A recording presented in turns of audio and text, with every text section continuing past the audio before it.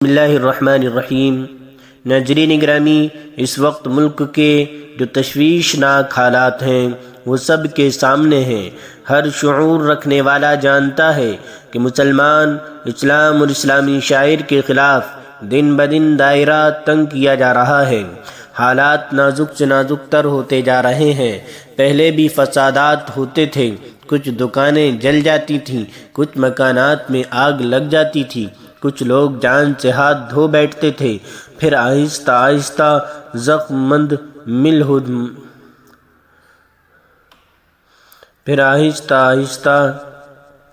دھو بیٹھتے تھے،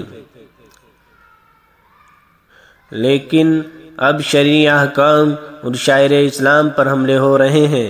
اسلامی حجاب پر، نماز جمعہ کھلے میں ادا کرنے پر، لاؤڈ اسپیکر کے ذریعے اذان دینے پر پابندی عائد کی جا رہی ہے۔ نیز اس طرح کے کئی ایک مسائل جن کا اسلامی تشخص سے تعلق ہے برابر اٹھائے جا رہے ہیں اور ماحول کو زیادہ سے زیادہ زہریلا اور گندا کرنے کی کوشش ہو رہی ہے۔ ناموافق حالات مسلسل آ رہے ہیں، اور ایسا نہیں ہے کہ لوگوں کو اس کا علم و ادراک نہیں، سب جانتے ہیں مگر اس کے مقابلے کے لیے تیار نہیں۔ جو لوگ دانشور کہلاتے ہیں یا اپنے کو فکر مند سمجھتے ہیں، وہ سوائے قائدین کو کوسنے اور سوشل میڈیا پر زبانی جمع خرچ کے کچھ نہیں کر رہے ہیں۔ عام مسلمانوں کو اس موقع پر کیا کرنا چاہیے، یہ بات کسی کی طرف سے سامنے نہیں آ رہی ہے۔ آج میں یہی بات عرض کرنا چاہتا ہوں کہ ان حالات میں ہماری کیا ذمہ داری بنتی ہے اور ہم سب کو کیا کرنا چاہیے۔ میرے خیال میں 3 کام ہیں جو اس وقت ہمارے کرنے کے ہیں۔ میں سب سے پہلے اپنے آپ سے مخاطب ہوں، پھر اپنے اہل خانہ و متعلقین سے، پھر اہل محلہ و اہل شہر سے، اور پورے ملک کے لوگوں سے جہاں تک یہ آواز پہنچ سکتی ہے۔ سب سے پہلی چیز اپنے ایمان کو مضبوط کریں، اعمال و اخلاق کو درست کریں۔ اللہ جل شانہ ارشاد فرماتے ہیں وَلَا تَهِنُوا وَلَا تَحْزَنُوا وَأَنْتُمُ الْأَعْلَوْنَ إِن كُنتُم مُؤْمِنِينَ۔ تم کمزور مت پڑو اور رنجیدہ مت ہو، تم ہی سر بلند رہو گے بشرطے کہ تم ایمان والے ہو۔ یعنی ایمان تمہارے اندر مضبوط ہو، ایمان کے تقاضوں پر عمل کرتے ہو تو یقینی طور پر تمہیں کامیابی اور سر بلندی ملے گی۔ اور یاد رکھیں یہ اللہ کا جو اعلان ہے وہ ہمیشہ کے لیے ہے۔ فَلَن تَجِدَ لِسُنَّتِ اللَّهِ تَبْدِيلًا وَلَن تَجِدَ لِسُنَّتِ اللَّهِ تَحْوِيلًا۔ تم ہرگز اللہ کے طریقے میں کوئی تبدیلی نہیں پاؤ گے، اللہ کے فیصلے میں کوئی رد و بدل نہیں ہوگا۔ جو ضابطہ ہے وہ ہمیشہ کے لیے ہے۔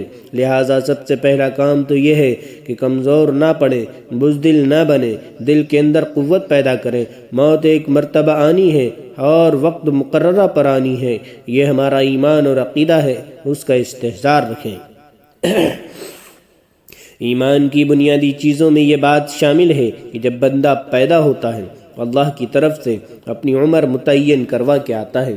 فَإِذَا جَاءَ أَجَلُهُمْ لَا يَسْتَأْخِرُونَ سَاعَةً وَلَا يَسْتَقْدِمُونَ۔ جب مرنے کا وقت متعین آتا ہے تو بندہ نہ ایک لمحہ آگے جا سکتا، نہ ایک لمحہ پیچھے آ سکتا۔ قرآن مجید کے مطابق آدمی اگر مضبوط قلعوں کے اندر بھی چھپ کر بیٹھے گا تو موت وہاں پہنچ کر رہے گی۔ اس لیے موت تو آنی ہے، ہر ایک کو آنی ہے، اپنے وقت پر آنی ہے، صرف ایک مرتبہ آنی ہے۔ لہٰذا موت کے خوف سے آدمی کا ہر وقت ڈرتے رہنا، اپنے دل کو کمزور کرنا، یہ ایمانی قوت کے بالکل خلاف ہے۔ صحابہ اکرام رضی اللہ عنہم اجمعین کا حال تو یہ تھا، ان کو میدان جنگ میں برچی لگتی تو وہ کہتے فزت ورب الکعبہ، خدا کی قسم میں تو کامیاب ہو گیا۔ اس لیے دل کو مضبوط رکھیں، جو کام کرنے کے ہیں انہیں کرتے رہیں، ایمان کو مضبوط کرنے کے ساتھ ساتھ اعمال کی اصلاح کریں، اخلاق کو درست کریں، جلوت اور خلوت کی زندگی کو تقوی والی زندگی بنائیں، اللہ کی نافرمانی سے اپنے آپ کو بچائیں۔ رمضان ہو کہ غیر رمضان، نمازوں کا اہتمام 100% ہو، دیگر اسلامی احکامات پر مکمل عمل پیرا رہیں۔ اسی طرح جو ہماری اخلاقی کمزوریاں اور خرابیاں ہیں ان سے خود بھی رکیں اور توبہ کریں، ساتھ ہی ساتھ اپنے گھر والوں کو، بچوں کو، عورتوں کو، جوانوں کو ان سے روکیں، ماحول سے خرابیوں کو مٹانے کی کوشش کریں، اس لیے کہ اللہ کی مدد تقوی اور صبر کے ساتھ مشروط ہے۔ وَمَن يَتَّقِ وَيَصْبِرْ فَإِنَّ اللَّهَ لَا يُضِيعُ أَجْرَ الْمُحْسِنِينَ۔ جو آدمی تقوی اختیار کرتا ہے، اللہ سے ڈرتا ہے، دین پر جم جاتا ہے، اللہ تعالیٰ اس کی مدد فرماتے ہیں، اس کے اجر کو ضائع نہیں فرماتے۔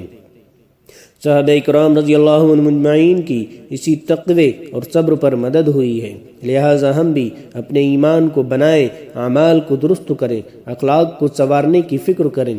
دوسری چیز یہ ہے اپنے عمل کے ذریعے اسلام کا سچا پیغام لوگوں تک پہنچائیں، اس لیے کہ ایک تصویر تو اسلام اور مسلمانوں کی وہ ہے جو دوسروں کی طرف سے دنیا والوں کے ذہن میں بٹھائی جا رہی ہے کہ یہ متشدد ہیں، دہشت گرد ہیں، بد اخلاق ہیں، قاتل ہیں، خونی ہیں وغیرہ، اور ایک اسلام اور مسلمانوں کی حقیقی تصویر ہے جو ہمیں اسلام نے سکھائی ہے، جو اللہ اور اس کے رسول صلی اللہ علیہ وسلم نے بتائی ہے، جس پر صحابہ اکرام رضی اللہ عنہم اجمعین قائم تھے، یعنی ہم امن پسند ہیں، غریبوں، مسکینوں اور پڑوسیوں کی مددگار ہیں، انسانیت کی بنیاد پر ایک دوسرے کی خبرگیری اور ہمدردی کرنے والے ہیں۔ ہماری ذمہ داری ہے اپنے عمل سے اس کو ثابت کریں۔ یہ بھی ذہن میں رکھیں، دوسروں کی غلط تشہیر، فرضی فلموں اور پروپیگنڈے کے ذریعے مسلمانوں کے تشدد پسند، دہشت گرد اور خونخوار ہونے کا جو تصور بٹھایا جا رہا ہے، صرف تقریروں سے یہ ختم نہیں ہوگا بلکہ عمل کے ذریعے اس کا ازالہ کرنا ہوگا۔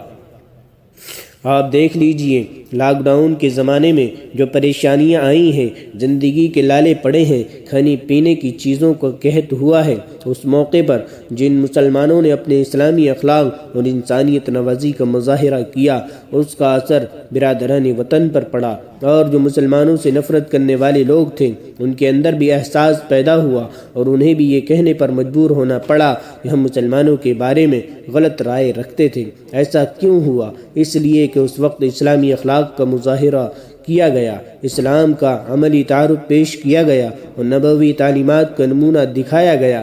اگر ہماری زندگی میں یہ کام ہمیشہ زندہ رہے اور ہم نفرت کا جواب نفرت سے دینے کے بجائے محبت سے دینے لگ جائیں تو انشاءاللہ اس کا ضرور اثر ہوگا اور اچھے نتائج سامنے آئیں گے۔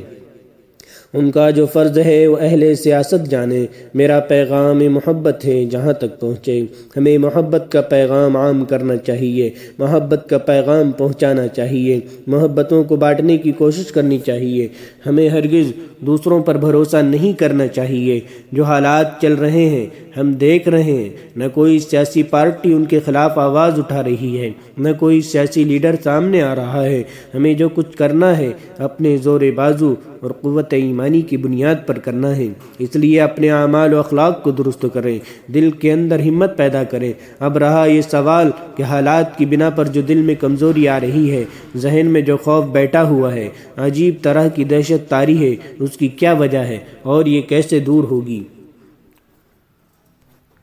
یاد آئی جو پہلے سے آپ کے علم میں ہوگی اور آپ بارہا سن چکے ہوں گے، وہ حدیث آج کے حالات پر من وعن صادق آ رہی ہے۔ اللہ کے رسول صلی اللہ علیہ وسلم نے ارشاد فرمایا، قریب ہے کہ دیگر قومیں تم پر ایسے ٹوٹ پڑیں جیسے کھانے والے پیالوں پر ٹوٹ پڑتے ہیں۔ تو ایک کہنے والے نے کہا، کیا ہم اس وقت تعداد میں کم ہوں گے؟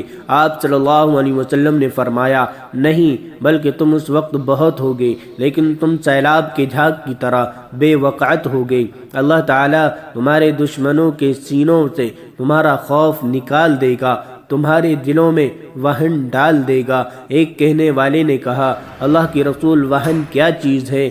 آپ صلی اللہ علیہ وسلم نے فرمایا، یہ دنیا کی محبت اور موت کا ڈر ہے۔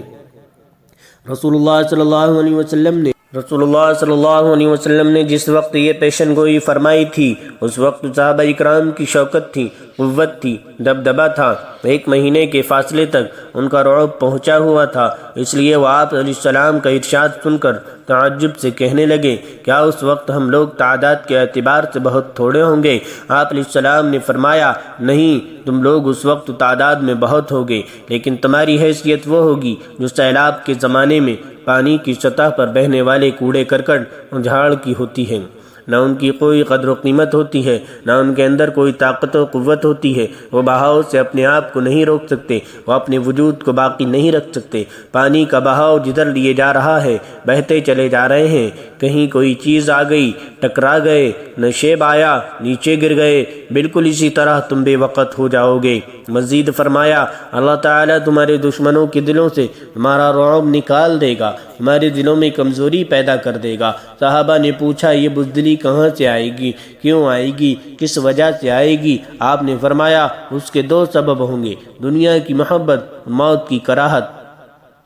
یہ دو اسباب ہیں جو بزدلی لانے والے ہیں، دل میں کمزوری پیدا کرنے والے ہیں۔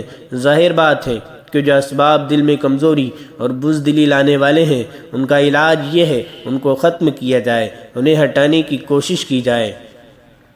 دنیا کی محبت یہ ہے ہم آخرت کی زندگی سے غافل ہو جائیں۔ آج نیند ہمیں پیاری ہے، نماز پیاری ہے، ہم سود لے رہے ہیں، جھوٹ بول رہے ہیں، بے ایمانی کر رہے ہیں، وعدہ خلافی کر رہے ہیں، خیانت کر رہے ہیں، وارثوں کا حق مار رہے ہیں، پڑوسیوں کو تکلیف پہنچا رہے ہیں، بے ایمانی کر رہے ہیں، اور یہ سب کام چار پیسے کی خاطر، تھوڑی سی لذت اور تھوڑی سی راحت کی خاطر کیے جا رہے ہیں۔ یہی حب الدنیا ہے۔ ایک مقام پر ارشاد باری ہے، اے پیغمبر مسلمانوں سے کہہ دو اگر تمہارے باپ، تمہارے بیٹے، تمہارے بھائی، تمہاری بیویاں اور تمہارا خاندان اور وہ مال و دولت جو تم نے کمایا ہے اور وہ کاروبار جس کے مندہ ہونے کا تمہیں اندیشہ ہے اور وہ رہائشی مکان جو تمہیں پسند ہے، تمہیں اللہ اور اس کے رسول سے اور اس کے راستے میں جہاد کرنے سے زیادہ محبوب ہے، تو انتظار کرو یہاں تک کہ اللہ اپنا فیصلہ صادر فرما دے، اور اللہ نافرمان لوگوں کو منزل تک نہیں پہنچاتا۔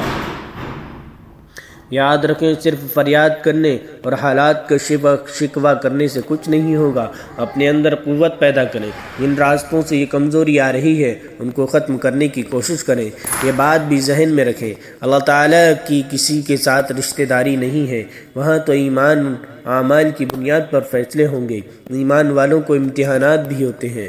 صحابہ پر حالات آئے، غزوہ احد میں حالات آئے، غزوہ حنین میں حالات آئے، آپ صلی اللہ علیہ وسلم ہی پر نہیں پچھلے انبیاء پر بھی حالات آئے جن کا قرآن میں تذکرہ کیا گیا، انہیں جھنجھوڑ کر رکھ دیا گیا، یہاں تک کہ رسول اور ان کے امتی کہنے لگے آخر اللہ کی مدد کب آئے گی؟ اللہ فرماتے ہیں سنو اللہ کی مدد قریب ہے۔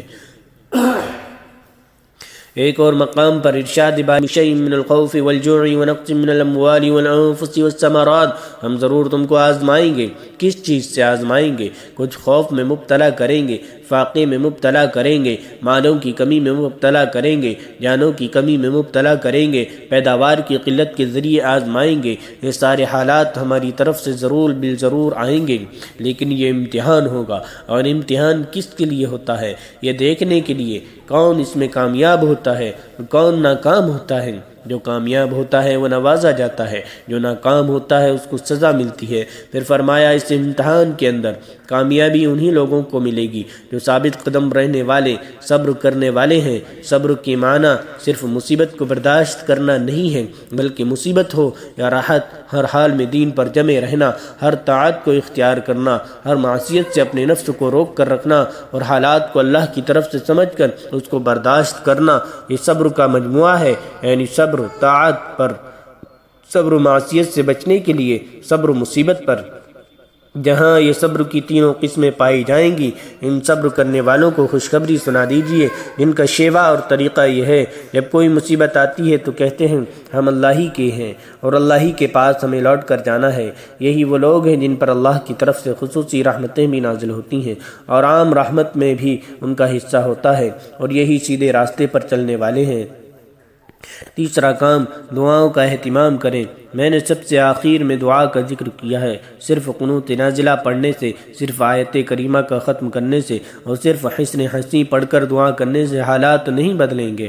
حالات بدلیں گے اپنے آپ کو بدلنے سے۔ خدا نے آج تک اس قوم کی حالت نہیں بدلی، نہ ہو جس کو خیال آپ اپنی حالت بدلنے کا۔ ہم اپنے کو بدلیں گے تو سب کچھ بدلے گا۔ اللہ تعالیٰ کے یہاں فیصلے اعمال اور اخلاق کی بنیاد پر ہوا کرتے ہیں۔ دعائیں اپنی جگہ ضروری ہیں، اللہ پاک ہی دعائیں قبول کریں گے، لیکن دعاؤں کے قبول کرنے سے پہلے ہمیں کچھ کرنا بھی ہوگا، صرف وہ دعاؤں پر اکتفا نہ کریں۔ رمضان المبارک کا مہینہ ہے، اس میں دعائیں مانگیں، خاص طور سے آخری شب میں اٹھ کر جب اللہ کی طرف سے یہ اعلان ہوتا ہے کوئی مغفرت کا طلبگار جس میں مغفرت کروں، ہے کوئی روزی کا طلبگار جس کو میں روزی دوں، ہے کوئی مبتلا مصیبت جس کو میں عافیت عطا کروں۔